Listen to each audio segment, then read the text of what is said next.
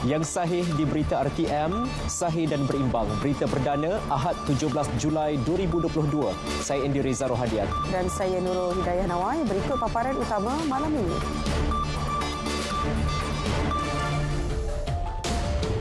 Syarikat dan premis pembungkusan perlu lalui proses audit dan pemutihan bantras penyelewengan minyak masak. Proses pengambilan pekerja asing diperhalusi tangani secara berhemah.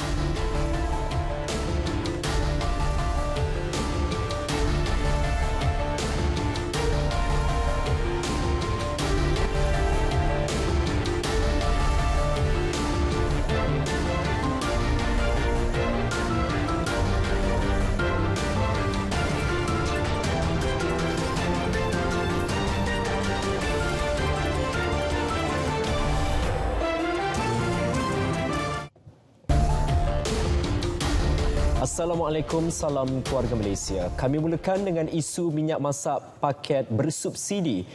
Saudara, sejak tamat program subsidi kemasan botol pada 31 Jun lalu, pihak Kementerian Perdagangan Dalam Negeri dan Hak Ehwal Pengguna KPDN HEP merekodkan 70 kes kesalahan berkaitan minyak masak. Ia melibatkan nilai rampasan RM85,717. Daripada 70 kes tersebut, 11 kes membabitkan penyelewengan minyak masak termasuk cubaan menyeludup ke negara jiran. Kesemua kes tersebut dikesan menerusi pelbagai operasi yang dilaksanakan dalam tempoh 15 hari bermula 1 Julai.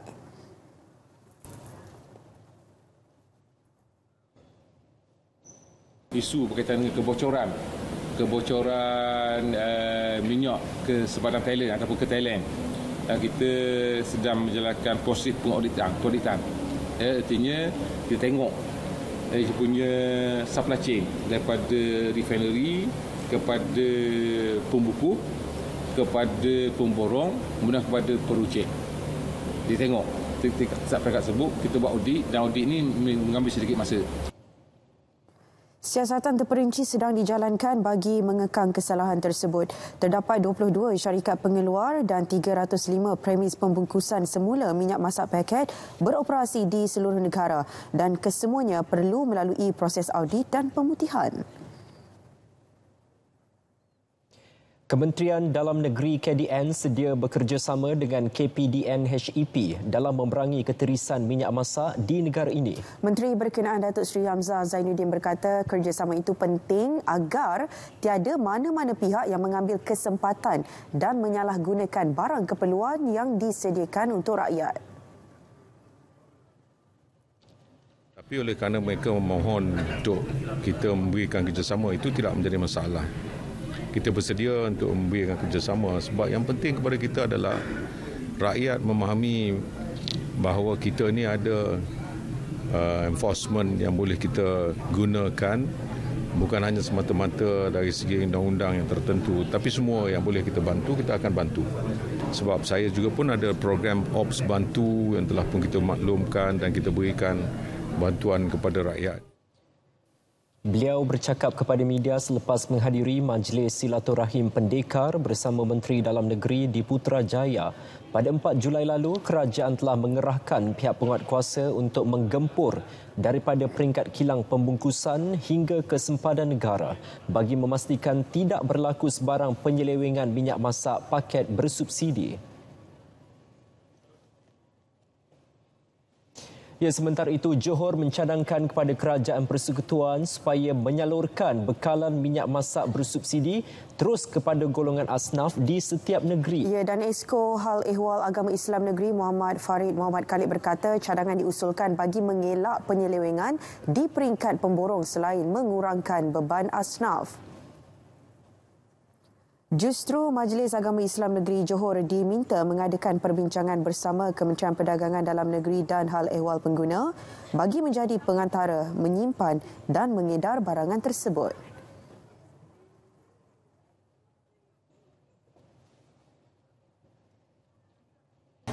Sebab kami difahamkan oleh pihak kerajaan sendiri, kerajaan pusat, pengagihan ni macam ada masalah. Jadi kalau orang miskin pun tak dapat minyak subsidi, biarlah kami yang jaga orang miskin ni, fakir miskin, kamilah yang tolong agihkan. Kalau Jabatan Kerajaan yang agihkan, saya percaya tak akan ada penyelewengan.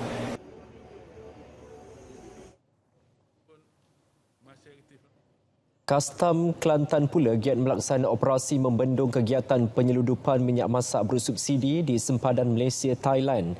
Pemeriksaan menyeluruh dilaksana ke atas semua kenderaan yang melalui Kompleks Imigresen, Kastam, Kuarantin dan Keselamatan ICQS, Rantau Panjang, Bukit Bunga dan Pengkalan Kubur. Setakat ini tiada kes cubaan menyeludup keluar minyak masak bersubsidi dilapor.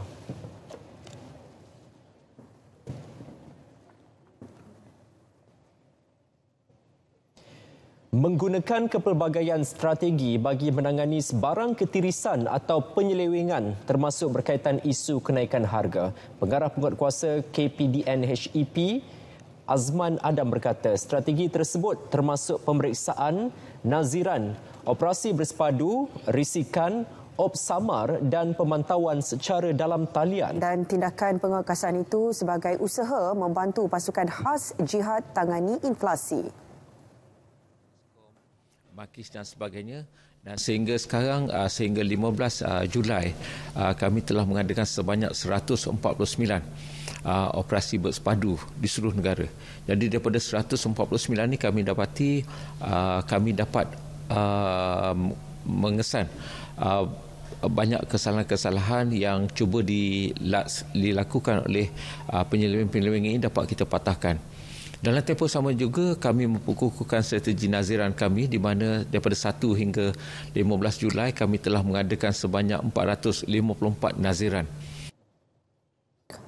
Pemantauan dalam talian giat dilaksana bagi mengelak sebarang penipuan yang melibatkan pembelian barangan bersubsidi kepada orang ramai. Selain itu, bilik gerakan juga diperkasa bagi memudahkan penerimaan maklumat dan aduan orang ramai.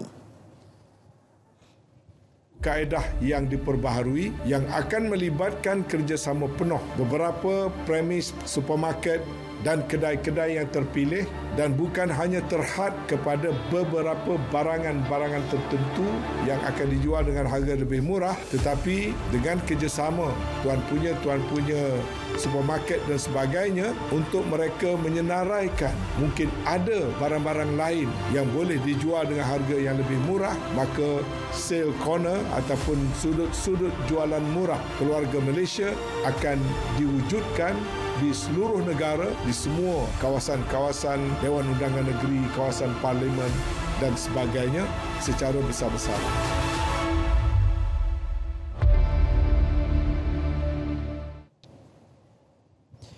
Bertemu kembali. Kita tak pernah ada masalah dengan Indonesia. Itu respon Menteri Sumber Manusia Datuk Seri M. Saravanan apabila ditanya berkenaan isu pembekuan pekerja asing terutama dari negara tersebut. Perbincangan mengenainya akan diadakan antara pihaknya dengan Kementerian Dalam Negeri esok. Bagaimanapun jelas beliau, ketika ini isu melibatkan pekerja dari Bangladesh telah berjaya diselesaikan di peringkat Suruhanjaya secara berperingkat. Menerusinya, kumpulan pekerja asing berkenaan akan ditempatkan di beberapa sektor terlibat. Kita tak pernah ada masalah dengan Indonesia. Kita negara saudara lah. Esok saya akan adakan perbincangan dengan Yang Berhormat Menteri KDN supaya kita meneliti dan memperhalusi bagaimanakah cara untuk mengatasi masalah dengan Indonesia secara berhemat. Sekarang setakat ini kita dah luluskan sektor perladangan, pembangunan, manufacturing, satu lagi pertanian. Dan juga servis sektor perkhidmatan. Datuk Seri M. Saravanan ditemui selepas merasmikan Karnival Kerjaya Jamin Kerja di Institut Latihan Perindustrian Kepala Batas. Malaysia akan terus pertahankan kedaulatan negara dan kedudukan negeri Sabah. Itu tegas Menteri Dalam Negeri Datuk Seri Hamzah Zainuddin ketika mengulas isu tuntutan waris Sultan Sulu terhadap kerajaan Malaysia. Beliau juga menjamin keselamatan perairan persempadanan terus terjaga.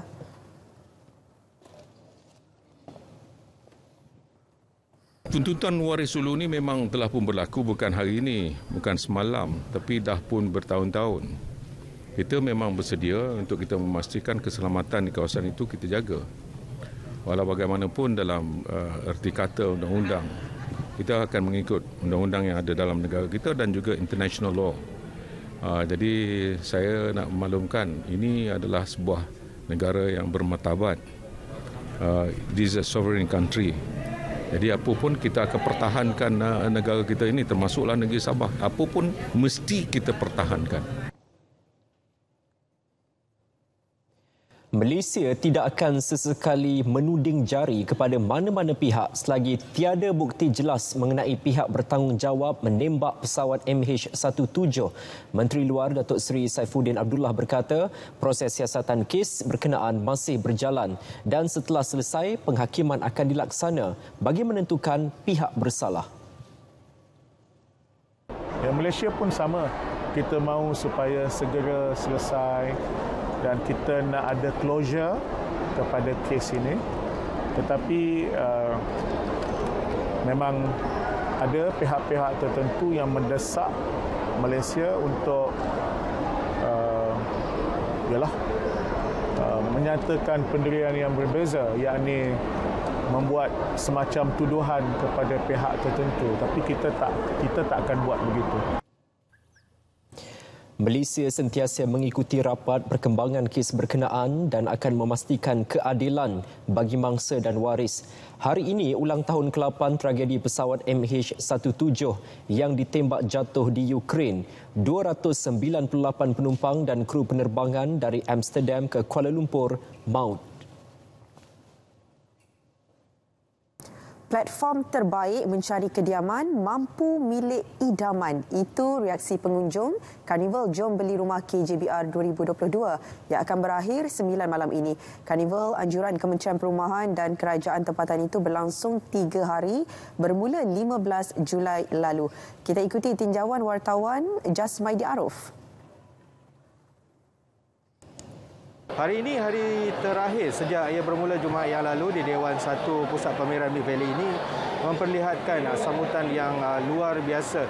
Sudah pasti banyak tawaran pemilikan rumah yang dinanti-nantikan keluarga Malaysia ada di sini. Bukan saja tawaran dari 40 pemaju perumahan, malah terdapat institusi kewangan dan juga agensi kerajaan yang akan memudah cara proses pembelian rumah.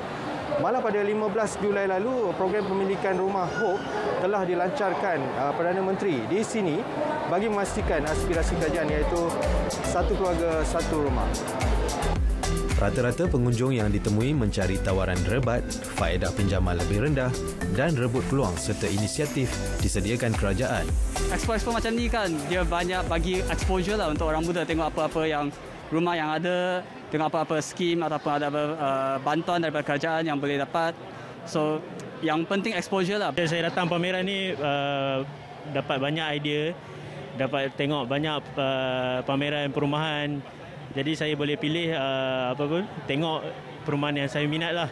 Banyak developer yang tawarkan perkhidmatan ni, dan saya rasa ni adalah satu peluang yang baik sebab saya boleh nampak bermacam-macam pelbagai offer dan lebih saya ada lebih gambaran yang lebih jelas. Kami akan menyemak kelayakan para pengunjung untuk memiliki rumah pertama mereka. Yang paling istimewa pada hari ini adalah pembelian rumah tanpa sebarang deposit. Objektif KJBR 2022 meningkatkan pemilikan rumah dalam kalangan rakyat berpendapatan rendah dan sederhana, terutamanya dalam kumpulan B40 dan M40. Memang di luar jangkaan, sangat memberangsangkan. Sebelum pada ni kita hanya ada satu booth saja KPKT. Tapi untuk Karnival kali ini kita buka satu booth yang perumahan Malaysia ni yang datang daripada semua negeri. KJBR, komitmen kerajaan memastikan tiada yang terpinggir dalam arus perancangan perumahan negara dan membawa agenda Malaysia berdaya huni. Jasmadi Arif, RTM.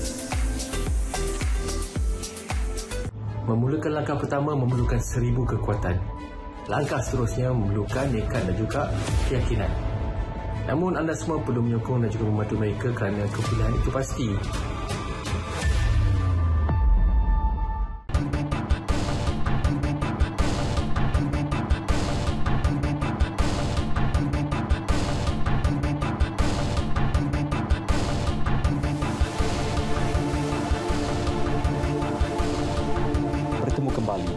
Data terperinci berkaitan penganggur diperlukan untuk dipadankan dengan kekosongan pekerjaan di negara ini.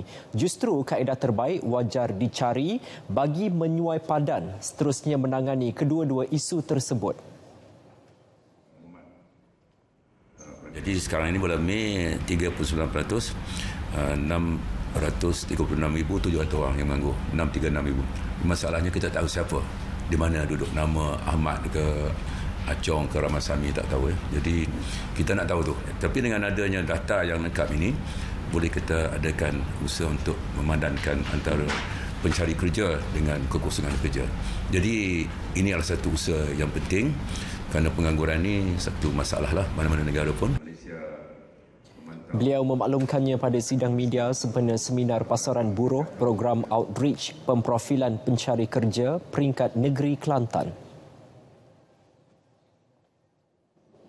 Saudara, langkah penjimatan yang dilaksana kerajaan wajar dilakukan bagi menjamin kedudukan kewangan negara kekal stabil dan seterusnya memastikan kebajikan rakyat terus dilindungi.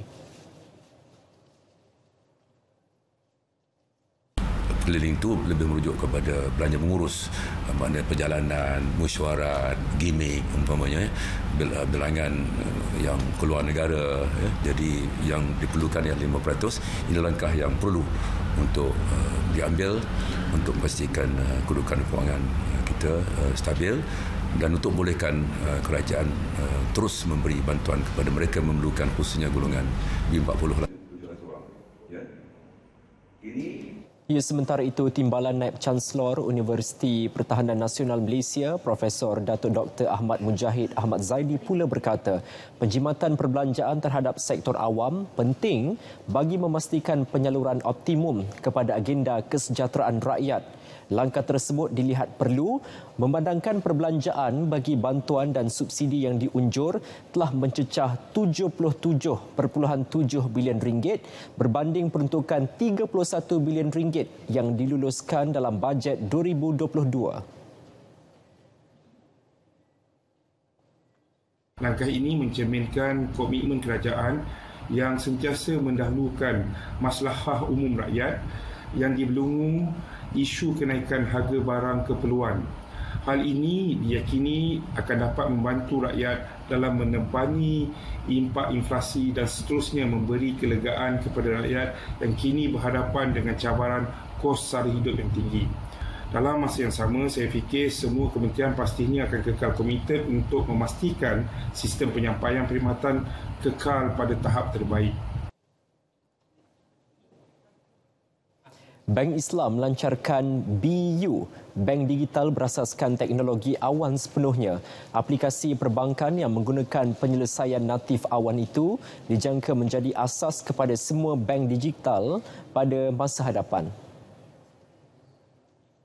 Ketua Pegawai Eksekutif Kumpulan Muhammad Muazzam Muhammad berkata, BU adalah pencetus perubahan bagi bank Islam dan industri perbankan Islam. Menerusi aplikasi tersebut, pengguna boleh menyempurnakan transaksi perbankan tanpa perlu mengunjungi cawangan bank Islam. BU juga berperanan memperluas rangkuman kewangan dengan menyasarkan golongan muda dan celik digital. Tersedia sejak pertengahan Jun lalu, antara 350,000 dan 400,000 muat turun dan pengguna aplikasi BU disasar bagi tempoh 12 bulan pertama operasinya. Dalam tempoh itu juga, fungsi atau tawaran baharu dalam aplikasi BU akan diperkenal secara berperingkat, termasuk pengurusan kewangan peribadi, pembiayaan mikro dan takaful mikro. Mudahkan proses pembayaran tuntutan subsidi supaya petani-petani ataupun peternak-peternak dapat menerima kemudahan ini tanpa banyak masalah. Antara yang telah diperbaiki, yang telah dilaksanakan ialah termasuklah membenarkan bayaran pendahuluan tuntutan khususnya bagi peternak-peternak kecil dan sederhana. Mana mereka diberikan peluang untuk mendapatkan bayaran pendahuluan sebelum tuntutan penuh diperolehi.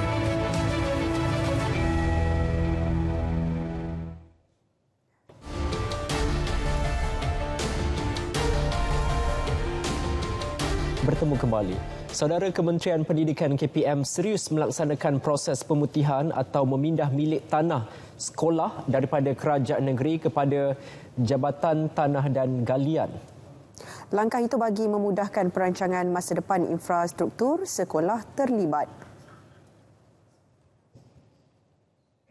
Tapak sekolah kita ini masih belum dimiliki oleh JKPTG. Urusan-urusan pembinaan bangunan baru untuk menggantikan bangunan daif khususnya tidak dapat dilaksanakan. Untuk memastikan pemutihan ini dapat dilaksanakan secepat mungkin, dan kita telah berbincang sendiri dengan kerajaan negeri, termasuk kerajaan negeri Sabah dan Sarawak untuk membantu kita dalam urusan pemutihan ini supaya kita dapat putihkan tanah di semua sekolah KPM. Dalam perkembangan lain, Dato' Dr. Razi memaklumkan peratusan kemasukan pelajar dalam kalangan keluarga B40 ke sekolah berasrama penuh menunjukkan peningkatan 65% tahun ini. Bayangkan dalam suatu keluarga yang susah, sekiranya kita boleh membawa seorang anak itu masuk ke asrama, diberi tempat tinggal yang baik, diberi makanan yang baik, entah apa kita dapat meringankan beban ibu bapa mereka. Pada masa yang sama kita dapat gilap anak ini untuk pada suatu hari nanti membawa keluarga mereka keluar daripada kemiskinan.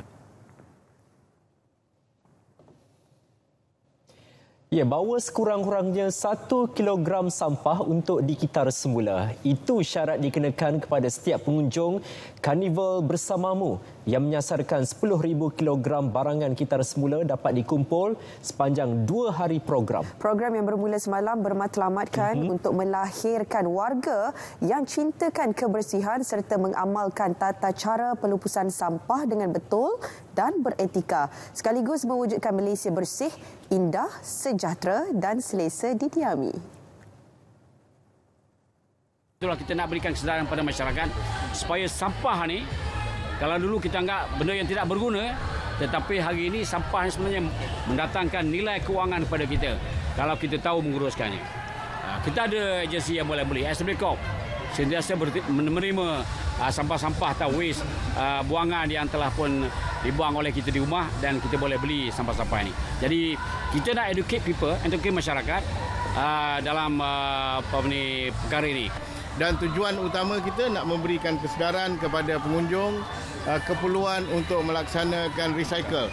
Dan akhirnya kalau kita berjaya tingkatkan dari segi persentage recycle, dan kita mengharapkan akhirnya sampah yang terpaksa kita uruskan di tapak pelupusan sampah akan dapat kita kurangkan. Perbadanan Pengurusan Sisa Pepejal dan Pembersihan Awam SW Corp bersama-sama 15 rakan strategik optimis untuk merealisasikan 10 matlamat bersamamu yang digariskan hingga 2030. Antaranya menjayakan 145 program sepanjang tahun ini, mencapai 40% kadar kitar semula menjelang 2025 serta memastikan 10,000 tenaga kerja sektor pekerja pembersihan memiliki sijil kemahiran Malaysia SKM menjelang 2030. Turut diaplikasikan pendekatan strategi C4E atau komunikasi, mendidik, mendampingi, menguatkuasa dan memberi tanggungjawab. Menyasarkan 10,000 pengunjung, Karnival Bersamamu yang julung kali diadakan itu berlangsung di Taman Tasik Permaisuri Ceras. Rakyat Malaysia di Sri Lanka diingatkan agar tidak menyertai sebarang perhimpunan menjelang pemilihan Presiden baharu negara itu. Mereka diminta terus berwaspada demi keselamatan. Jika berdepan masalah atau kekeliruan, segera hubungi pihak kedutaan.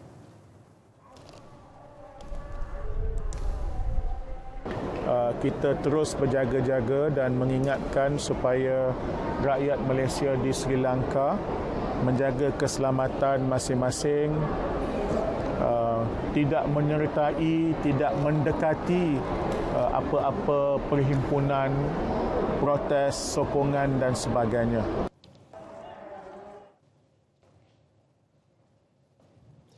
Lagi bantuan kepada penduduk terjejas banjir di Baling Kedah. Terbaharu RM1.3 juta diperuntukkan Majlis Agama Islam Wilayah Persekutuan Mawib melalui Yayasan Taqwa. Menteri di Jabatan Perdana Menteri Hal Ehwal Agama Datuk Idris Ahmad berkata ia merangkumi RM672,000 bantuan tunai, RM270,000 bagi pembinaan 3 buah rumah termasuk perabot, RM300,000 untuk membaiki dan memperindah semula Yayasan Al-Khairiyah serta RM58,000 bantuan kepada masjid dan surau terlibat. Selain itu, skuad Musaadah menyampaikan sumbangan tambahan dalam bentuk dapur memasak dan tong gas bernilai RM24,200 serta RM20,000 sumbangan wang tunai oleh Masjid Putra Putrajaya untuk diagihkan kepada penduduk terjejas.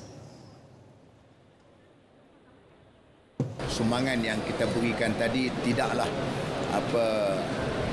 sebesar mana berbanding dengan penderitaan yang dialami oleh saudara-saudara mangsa kita di Baling ini. Tapi walaupun kita masukkan sedikit kegembiraan kepada mereka agar ianya akan dapat memberikan kegembiraan dan juga meringankan kedukaan dan juga rasa hibah yang dialami oleh mereka sejak daripada tertimpa dengan banjir tadi. Beliau ditemui selepas menyampaikan sumbangan bantuan banjir skuad Musaadah Keluarga Malaysia di Baling.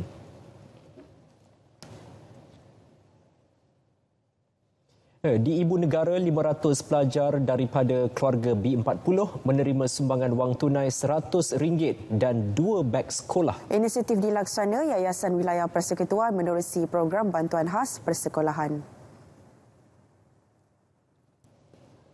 Yayasan Wilayah Persekutuan meneruskan usaha-usaha kebajikan membantu pelajar.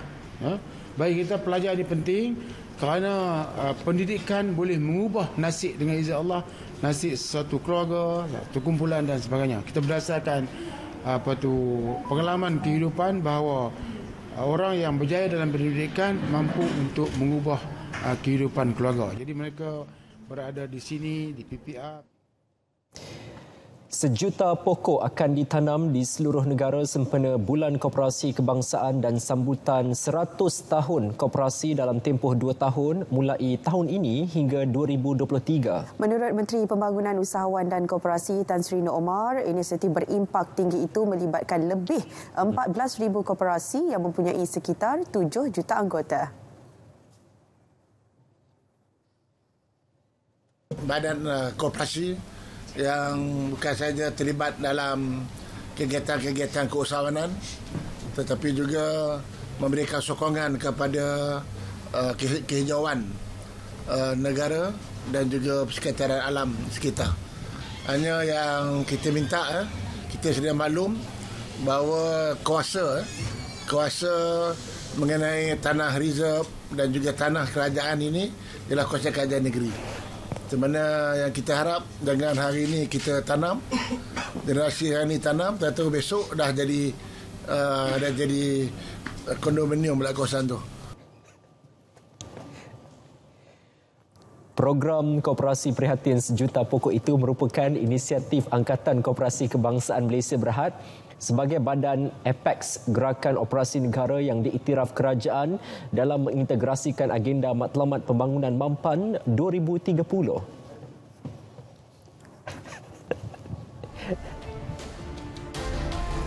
Saudara, seterusnya kita ke edisi sukan bersama Nazri Fahmi. Ya, silakan Nazri.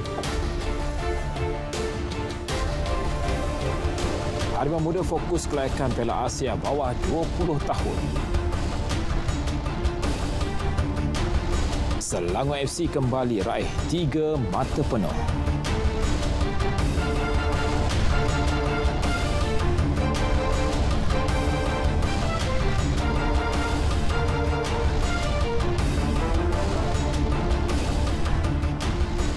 Terima kasih Dia dan Andy. Assalamualaikum, salam suka untuk semua.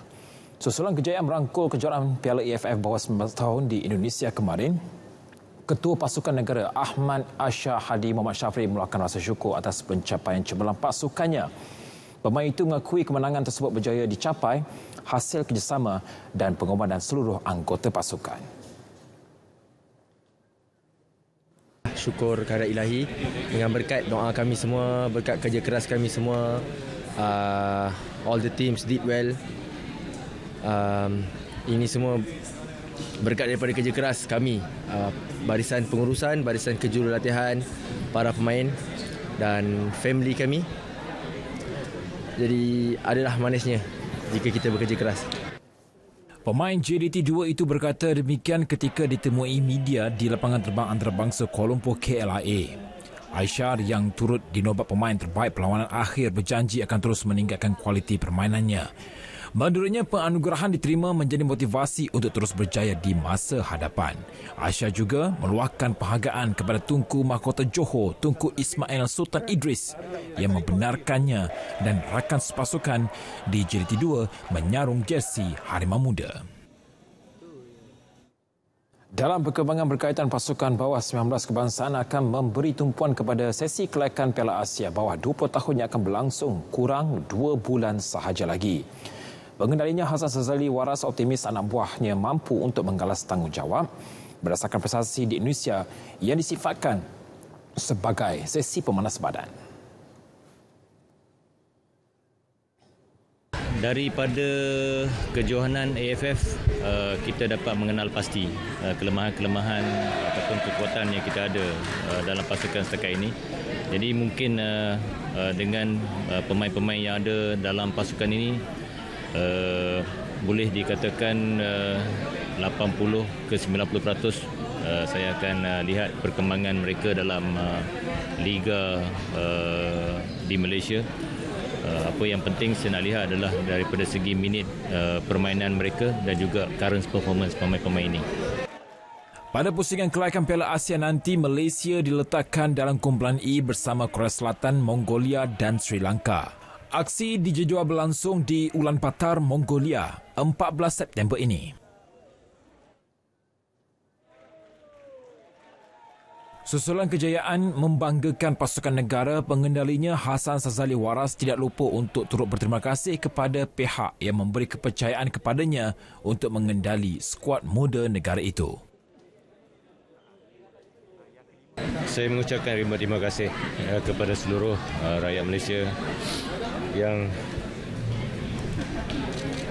terus menyokong dan memberi ruang kepada saya, dan saya bersyukur kehadrat Ilahi kerana apa yang saya usahakan ini kita peroleh kejayaan sekarang.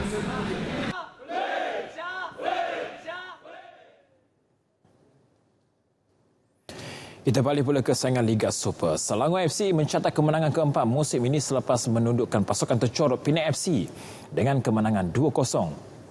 Kemenangan itu melonjak kedudukan skuad kenalan Michael Faitenbeiner ke tangga kelima, ketinggalan satu mata di belakang Terengganu FC.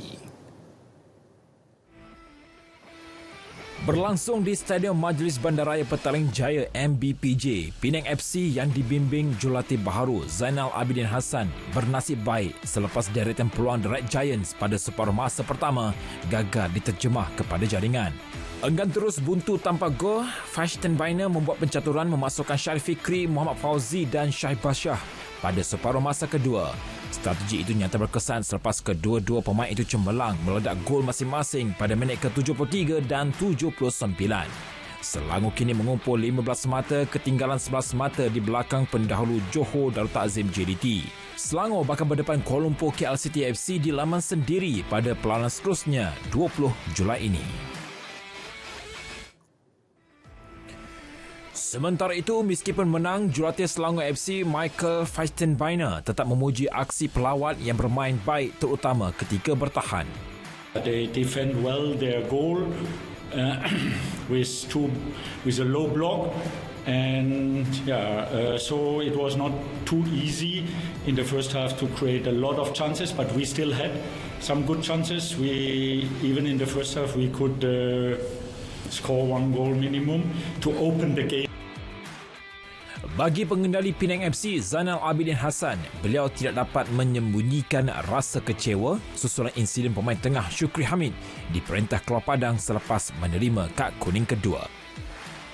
Inilah yang membinasakan kita dan inilah yang kita menerima fadah daripada kesilapan itu. Jadi untuk membangkitkan semangat pemain-pemain yang belum lagi settle down,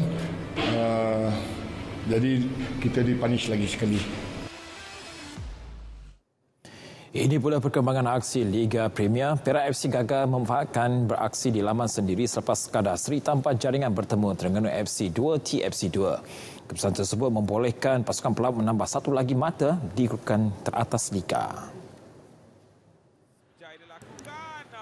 Separuh masa pertama menyaksikan kedua-dua pasukan sering berbalas serangan tetapi dihampakan ketumpulan jentera serangan. Aksi babak kedua pula memperlihatkan pasukan tuan rumah lebih banyak menguasai permainan namun masih gagal menghasilkan sebarang gol. Tamat 90 minit perlawanan, kedua-dua pasukan terpaksa berpuas hati dengan satu mata.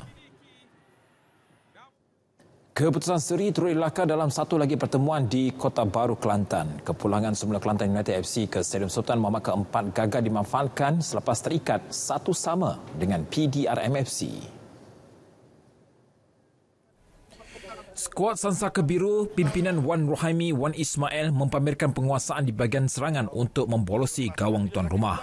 Bagaimanapun penyerang import PDRM Milos Lansni gagal memanfaatkan beberapa peluang yang dicipta terutamanya pada babak pertama. Situasi itu dimanfaatkan Kelantan United untuk menjadikan gol pendahuluan menerusi Amirul Syafiq Cik Soh pada minit ke-60. Tersentak dengan jaringan itu, PDRM bangkit dan pemain gantian Muhammad Nabi Ahmad berjaya menyamakan kedudukan di penghujung permainan. Kelantan United kini berada di tangga ke-5 Liga, satu mata mengatasi PDRM di kedudukan ke-6. Kejuaraan Capri Malaysia Petronas, pelumba Petronas Sprinter Yamaha CKJ Racing Muhammad Izzat Zaidi Muhammad Salihan melakar kemenangan pertamanya apabila menjuarai kategori CP 150 pada pusingan kelima di Litar Jempol Negeri Sembilan. Pelumba berasal dari Selangor itu yang bermula di petak pertama mempamerkan tunggangan konsisten untuk menjadi pelumba pertama tiba di garisan penamat dengan catatan masa 14 minit 48.244 saat. Tempat kedua menjadi milik pelumba Honda Yuzi Idemitsu Azroy Anwar Hakim, manakala rakan sepasukan Izzat Ahmad Afif Amran menamakan saingan di kedudukan ketiga. Syukur Alhamdulillah 7 tahun saya menunggu kemenangan ini dalam kategori Expert SP150 dan Alhamdulillah berjaya tebus pada tahun ini. Alhamdulillah.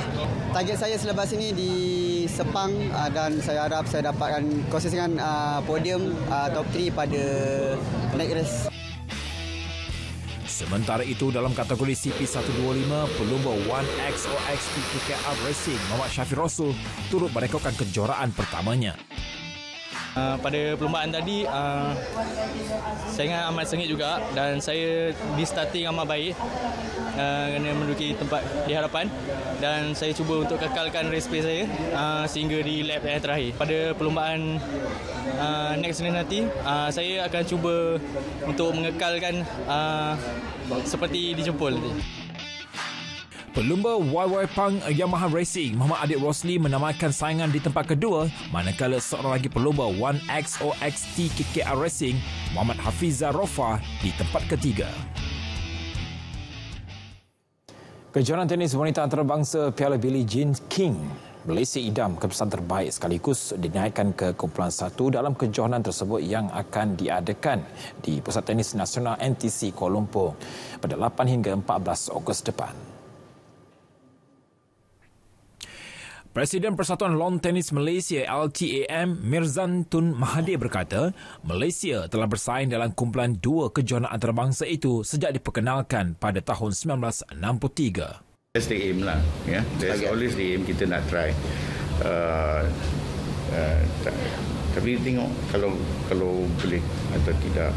Oleh kerana negara-negara yang akan datang ni pun kuat juga. Pasukan mereka pun kuat. So we have to be very prepared to compete against them. Kejohanan berkenaan melibatkan 11 negara termasuk Malaysia, Taiwan, Singapura, Thailand, Hong Kong, Iran, Vietnam dan Iraq. Dalam pada itu, menurutnya, setakat ini pihak LTAM belum memutuskan siapa yang akan mengetuai pasukan Malaysia ke kejohanan itu. Namun beliau menjangkakan atlet senior Jawariyah Nordin akan dilantik sebagai kapten pasukan. Mizan berkata demikian ketika sidang media Piala Billie Jean King di gelanggang tenis Majlis Perbandaran Hang Tuah Jaya MPHTJ Aikro. Kali terakhir kejohanan ini diadakan pada tahun 2019 dan terhenti 2 tahun susulan pandemik COVID-19. Sektor ekonomi Labuan mampu dirancangkan kembali antaranya dengan penganjuran program yang berteraskan kepada sukan pelancongan berikutan kehadiran orang luar yang ramai. Bukan sahaja menjadikan pulau ini sebagai destinasi hub sukan, malah pada masa sama mampu meningkatkan sumber sosioekonomi penduduk di wilayah ini. Pengerusi Perbadanan Labuan Senator Dato' Bashir Alias berkata, penganjuran sukan juga dapat membantu menarik pelancong untuk hadir ke pulau tersebut. Dan ini merupakan hasrat kita untuk memajukan pelancongan di Labuan ni. Dengan adanya aktiviti sukan seperti ini, kita dapat mendatangkan ramai orang sekurang-kurangnya dapat menjadi pemangkin kepada kemajuan pelancongan di wilayah Semenanjung Labuan. Beliau berkata demikian selepas menyampaikan hadiah pertandingan Labuan Team Time Trial Wilayah D 2022 di pekarangan Arena Bowling Padang Antarabangsa Labuan. Sebanyak 174 pasukan membabitkan 696 peserta daripada Labuan, Sabah dan Sarawak menyertai pertandingan itu. Pada pertandingan itu, pasukan SNLS LC B dari Labuan muncul johan bagi kategori Road Bike Open, manakala acara Road Bike bagi kategori Veteran dirangkul oleh SAS Cycling A juga dari Labuan.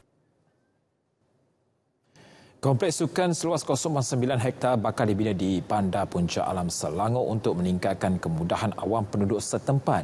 Pengurusi Eksekutif Puncak Niaga Holding Berhad Sri Rozali Ismail berkata, lokasi kompleks berkenaan sudah pun dikenal pasti dan pembinaannya dijangka akan dilaksanakan pada akhir tahun ini. Tanah saja lebih kurang dalam 7 juta tanah. Tapi kompleks dan sebagainya kita akan minta pihak-pihak berkuasa, terutamanya Kementerian Kesukan yang berkaitan, pejabat daerah dan sebagainya untuk tampil membina kompleks. Ya. Sebab kalau private buat, nanti dia menggunakan bayaran lain. Ya. Kita dan juga pihak pemaju sendiri, saya akan juga menyumbangkan 1-2 kompleks untuk di pusat sukan. Perbincangan mengenai fasiliti sukan akan dilakukan bersama Persatuan Penduduk Puncak Alam. Antara kemudahan yang bakal disediakan di kompleks sukan adalah gelanggang futsal, badminton, sepak takraw, bola jaring dan kemudahan gimnasium. Beliau berkata demikian selepas menyempurnakan karnival sukan antara fasa 2022 di pekarangan Masjid Bandar Puncak Alam Selangor. Perkembangan sukan luar negara, Robert Lewandowski dilaporkan semakin hampir untuk menyertai Barcelona. Ini selepas kelabnya Bayern Munich mengesahkan pihaknya telah pun mencapai persetujuan secara lisan dengan kelab gergasi Spanyol berkenaan. Pemain kebangsaan Poland berusia 33 tahun itu masih memiliki baki kontrak setahun bersama Bayern. Dia dilaporkan bakal menerima kontrak 3 tahun di Camp Nou. Menurut media Spanyol, Barcelona sedia membayar kira-kira 50 juta euro untuk mendapatkan penyerang berbisa tersebut. Lewandowski menyertai Bayern pada tahun 2014 dari Borussia Dortmund dan telah menjulang trofi Bundesliga setiap musim sejak itu selain gelaran Liga Juara-Juara Eropah pada tahun 2020. Antara pencapaian lainnya adalah dipilih sebagai pemain terbaik FIFA sebanyak 2 kali. Menurut pengarah sukan Bayern, Lewandowski telah ditawarkan kontrak lanjutan namun enggan menerimanya dengan alasan ingin mencari pengalaman baharu bersama klub lain.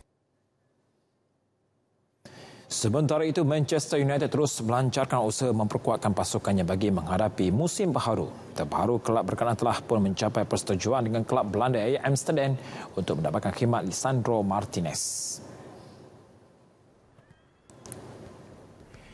Menurut media London, pemain pertahanan tengah Argentina itu bakal dibeli dengan harga 45 juta pound. Martinez dilaporkan telah terbang ke Old Trafford untuk menjalani ujian kesihatan. Pemain berusia 24 tahun itu bakal menjadi pemilihan ketiga di bawah pengendali Erik ten Hag selepas Tyrell Malaysia dan Christensen Eriksen. Martinez merupakan watak penting bagi Ajax musim lepas dengan membuat 36 penampilan dalam semua pertandingan. Dia turut membantu kelabnya memenangi kejuaraan Liga selain muncul naik juara Piala Belanda. Kehadirannya dijangka akan menguatkan lagi benteng pertahanan United yang bolos 57 gol pada musim lepas. Martinez yang juga boleh bermain di posisi tengah akan memberi lebih pilihan buat Ten Hag bagi mengisi kekosongan yang ditinggalkan Paul Pogba dan Nemanja Matic.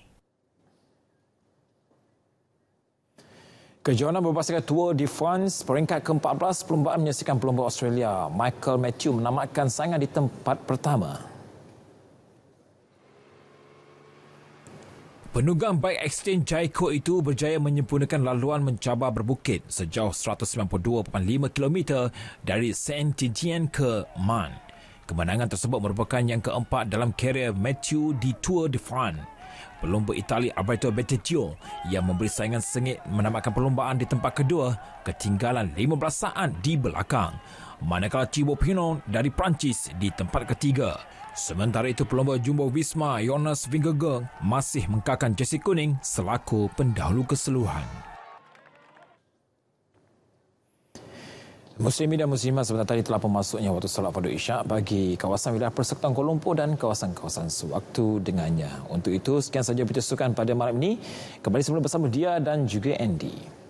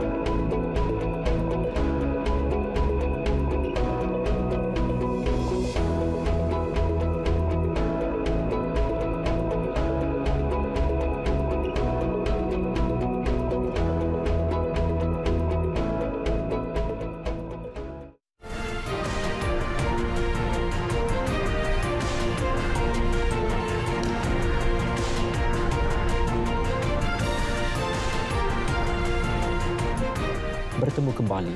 Sekumpulan pakar hak asasi manusia PBB mendesak Israel membebaskan seorang remaja Palestin yang ditahan sejak 2015. Perinciannya dalam rangkuman luar negara. Ahmad Manasra ditangkap tentera Israel pada Oktober 2015 ketika berusia 13 tahun.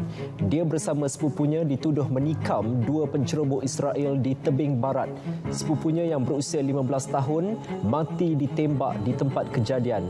Pakar menyifatkan penahanan tersebut mengakibatkan Manasra hilang zaman kanak-kanak termasuk kehidupan membesar bersama keluarga.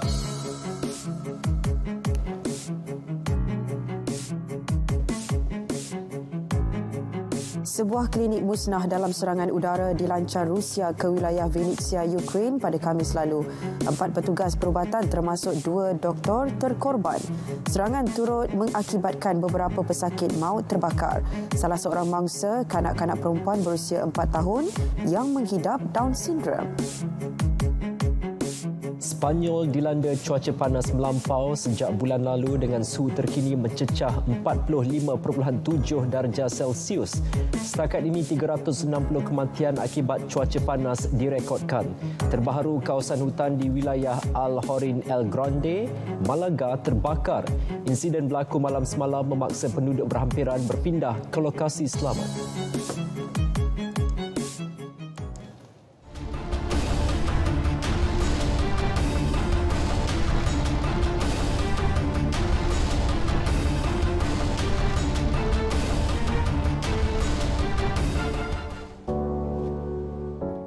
Dengan tema sambutan Ma'al Hijrah kali ini, Manhaj Rabbani Ummah Berkualiti, kumpulan nasyid Rabbani bakal mengadakan Karnival Ummah Bestari bermula 22 hingga 31 Julai ini. Antara yang mendapat perhatian ialah pertandingan nasyid Piala Rabbani yang julung kali diadakan. Agaknya apa ya kriteria yang Rabbani mahukan? Syaratnya mesti kena nyanyi lagu Rabbani satu, dan kita tak adalah bertegas sangat. Satu lagi lagu sendiri. Lagu sendiri ke, lagu kumpulan nasyid lain ke, terpulang. Tapi markah tu akan lebih kepada kita tengok macam mana pembawaan lagu Rabbani itu. Dikala beberapa kumpulan rock lain celaru mengenai nama kumpulan dan keahlian, nampaknya kumpulan Wings tetap terbang bersayap dengan siri konsert mereka. Memenuhi persembahan di negeri Bumi Kenyalang, Wings bakal beraksi di showcase Wings One Night Only Live in Kuching 27 Ogos depan. Macam contohnya di Kuching ni, kalau saya lihatkan di penonton tu, dia orang macam havoc best. Saya rasa kalau sejam setengah dia akan jadi 2 jam pasti. And sebab lagu-lagu yang ada daripada kita orang pun, kita orang memang dah standby 20-30 lagu setiap hari, setiap masa. Gabungan 3 kumpulan penyanyi di atas satu pentas berprestij pastinya menghasilkan keunikan luar biasa. Menurut penerbit eksekutif konsert 3 generasi, Hanif Hamzah, konsert yang bakal berlangsung pada 27 Ogos depan itu menjanjikan kelainan penyatuan kumpulan rock Ekspedisi, Spider dan juga Nur Saleh. Kita punya idea is memang kita nak 3 generations, and I think the perfect person untuk sinergi kan ataupun keserasian dengan Spider dan Ekspedisi memang Nur Saleh, dan kita berikan dia kebebasan untuk dia berkarya di atas pentas lah. Nur Saleh tu French pop, which is aku rasa masyarakat kita tak ada. That's why aku excited. French pop tak ada lagi kat Malaysia. Kalau nak betul-betul experience Nur Saleh, datanglah show ni. Kita tetap dengan heavy metal kita. Kita tak boleh ubah. Macam Spider tetap dengan Spider dia. No tetap dengan Spider. Jadi kekal jatikan diri musik masing-masing. Jadi kami secara langsung peminat akan mengenal antara band-band ni. Kita ambil peluang ni selepas kita berkurung, kita semua berkurung. Kita ambil peluang ni untuk bersama-sama lah untuk menjayakan konsert ni, just untuk sesi memanaskan bangku lah. Filem berkonsep perlawanan bola sepak sering mendapat sambutan. Anak Rimau The Movie yang menampilkan remaja daripada Akademi Bola Sepak Negara Muhtadahari bakal muncul menemui penonton 1 September depan. Filem tersebut mendapat kerjasama Majlis Sukan Negara telah menelan kos sebanyak RM5.5 juta. Hasilnya dunia belum tengok, jadi sekarang dah boleh. Jadi harapan kami bila filem ni boleh ditayangkan, ramailah datang boleh melihat hasil kerja anak bangsa kita, dan filem ini pun bawa banyak mesej. Atas permintaan peminat, akhirnya kumpulan yang terkenal dengan genre pop lele, Boboy, muncul dengan sebuah single baru berjudul Tetap Bersama. Ia juga merupakan hasrat vokalisnya Nakiu untuk membawa semula band tersebut setelah 2 dekad menyepi dan juga sebagai simbolik penyatuan. Saya orang yang paling muda dalam band. Jadi macam mana saya nak mengekalkan band ni, sebab saya as a band leader juga. Jadi dengan masing-masing dah lalu transisi lain, berumah tangga, ada anak semua kan. Jadi bila setiap kali menyanyikan lagu ni bukan penyesalan dia sebenarnya, macam dia sebab macam akhirnya aku dapat kumpulkan kembali band ni untuk menjadi sebuah unit dan kita keluarkan lagu baru. Gara-gara sebuah drama yang dibintanginya baru-baru ini, nama pelakon dan penyanyi Merkin tiba-tiba meledak. Kabarnya ledakan itu turut sampai ke Indonesia. Dia juga sedang menghampar platform untuk mengembangkan lagi bakatnya di sana selain baru dipilih menjadi duta produk minuman. Mungkin akan ke sana, tapi bukan dalam nyanyian, dalam lakonan maybe. Kalau cakap pasal nyanyian macam tu lah, tapi dulu sebab like I said, fokus mungkin 100% on acting because jiwa mungkin di situ lebih pada lakonan. So kalau digemparkan oleh lakonan, InsyaAllah mungkin akan pergi sana dengan lakonan. Umum tahu penyanyi Judika, Anang Hermansyah dan Ari Lasso 2 tahun lalu menubuhkan sebuah kumpulan trio lanjut dengan mempertaruhkan single pertama berjudul Satu Wajah Berjuta Ingatan. Jelas Judika, perancangan untuk meneruskan single kedua terpaksa ditangguhkan kerana kekangan jadual kerja mereka. Yaitu karena kesibukan masing-masing, kita agak susah promonya ya, karena aku bisa, Mas Ari nggak bisa, Mas Ari bisa, yang lain. Jadi gitu. Tapi yang jelas kita cuma pengen trio lanjut ini punya karya, punya fans, dan kita lihat ke depannya kalau masih memungkinkan kita bikin lagi single-single berikutnya. Makanya namanya lanjut. Jadi 1 single dulu ini mau dilanjut apa enggak? Jadi nanti fansnya jawab lanjut. Kalau dijawab lanjut baru kita bikin lagi. Kalau cukup katanya kita nggak terusin lagi. Perkongsian daripada Judika itu tadi mengakhiri Bidiva. Informasi hiburan kami sajikan bukan keterlaluan. Jumpa lagi minggu hadapan. Saya Caca Yatim. Bye.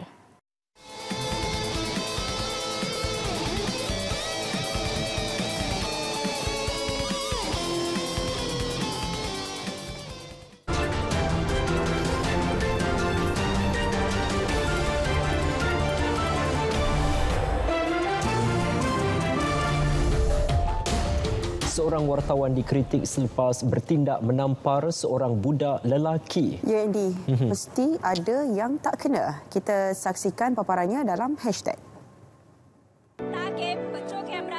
Seorang wartawan wanita di Pakistan menampar seorang budak lelaki ketika sedang membuat laporan siaran langsung. Selepas menerima kritikan, Maira Hashmi menjelaskan dia bertindak demikian kerana kanak-kanak tersebut mengejek sebuah keluarga.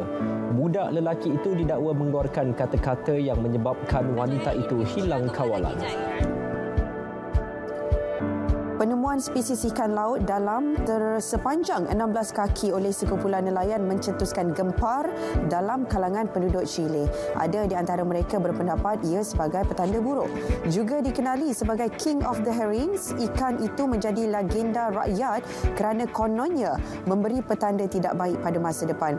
Ia dikaitkan dengan tragedi pada 2011 apabila berpuluh-puluh makhluk itu dikesan di Jepun sebelum kejadian gempa bumi Fukushima yang membawa maut.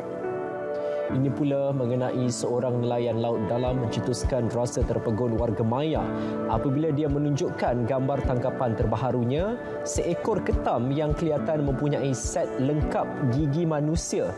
Jurugambar Roman Fedotsov yang bekerja di kapal pukat tunda nelayan di Rusia Barat berkongsi foto itu di laman Instagramnya. Selain ketam unik berkenaan, dia juga ada berkongsi beberapa tangkapan laut dalam lain yang paling pelik pernah dijumpainya.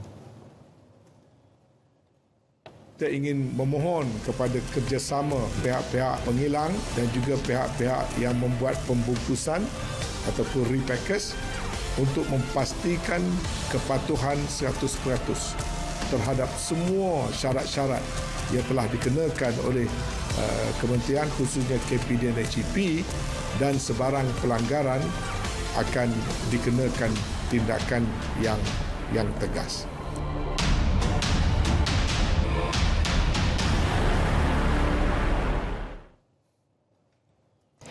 Saudara, berita perdana 17 Julai 2022 berakhir di sini. Terus dapatkan perkembangan sahih sepanjang masa melalui berita.rtm.gov.my. Sentiasa amalkan kawalan kendiri demi kesejahteraan bersama. Dengan itu, wassalamualaikum. Selamat malam, salam keluarga Malaysia.